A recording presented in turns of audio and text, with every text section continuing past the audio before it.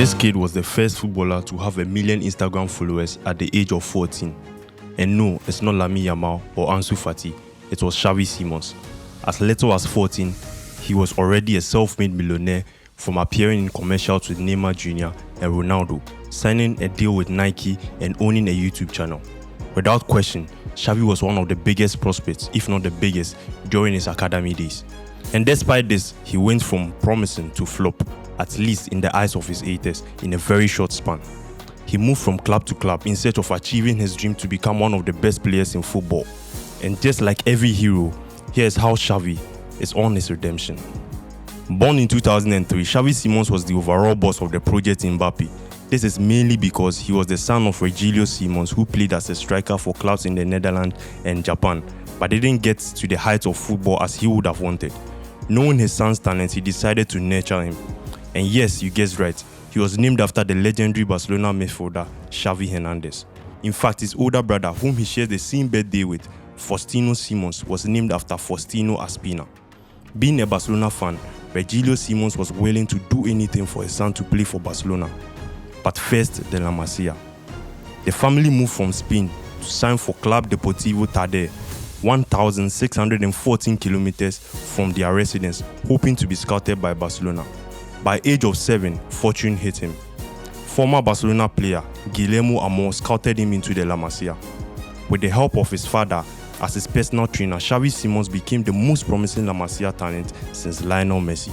He catapulted himself through the youth ranks and even becoming the team's captain, all at the age of 10. Big European clubs, Real Madrid, Chelsea, Arsenal, all wanted his signature. Fast forward at age 13, this kid had his own Instagram account and YouTube channels where he began posting videos of himself, which went viral on multiple occasions. This landed him brand deals with Nike and appearing in commercials with Neymar Jr. and Ronaldo, like I mentioned earlier on. He had many agents wanting to work with him, but after hitting 1 million followers at 14, the super agent Mino Raiola got hold of him.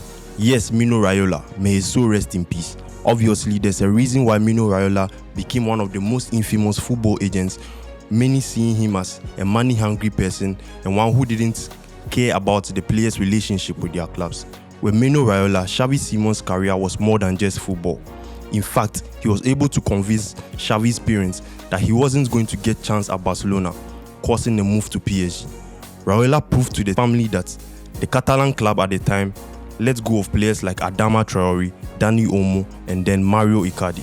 However, it turned out that had he stayed, he could have been in the first team by now, because right after Barcelona reignited the La Masia, bringing in young players that they have now.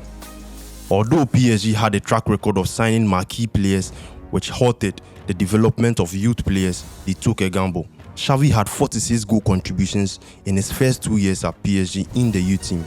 Plus, he got a chance to play with his idol Lionel Messi, who he admitted in an interview it was tough giving up a dream of playing with Lionel Messi after departing Barcelona.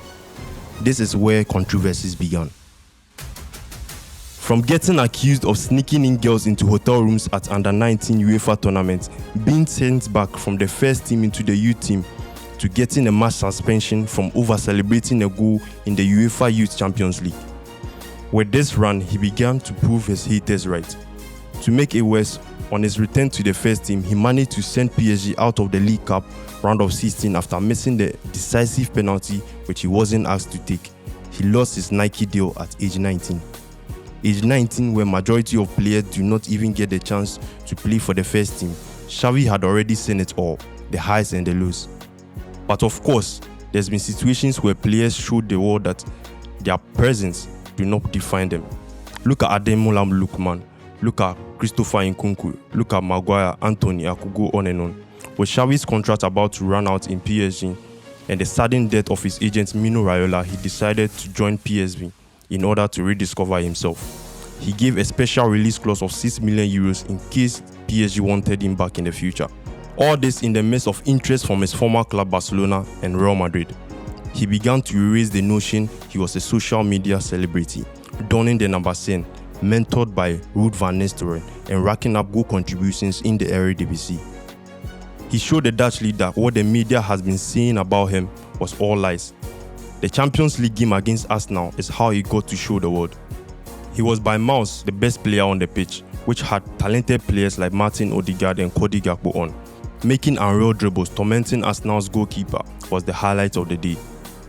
He was so good that Louis van Gaal, the then coach of the Orange, called him up to the World Cup 2022 squad, even without having played for the Netherlands yet. That season, the so-called flop ended up as Eredivisie Player of the Season, top scorer of the season, nominated for the Golden Boy, excelling in several positions from left wing to right wing, attacking midfielder, and even playing as a striker sometimes. This got PSG to quickly activate a 6 million buyback clause, sending him out on loan to RB Leipzig. 2 years in Leipzig, he became one of the best players in Germany, fitting in so well into Leipzig's 4-2-2 formation, where he was given a free role as a right attacking midfielder or sometimes a left attacking midfielder.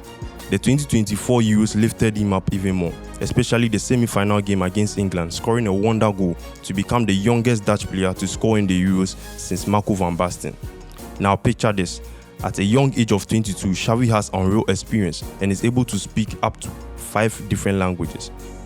What stops him from going to the Premier League, to Chelsea, a club that has always wanted him since his childhood? It can only get better from here because to Xavi, he's going to be a football great.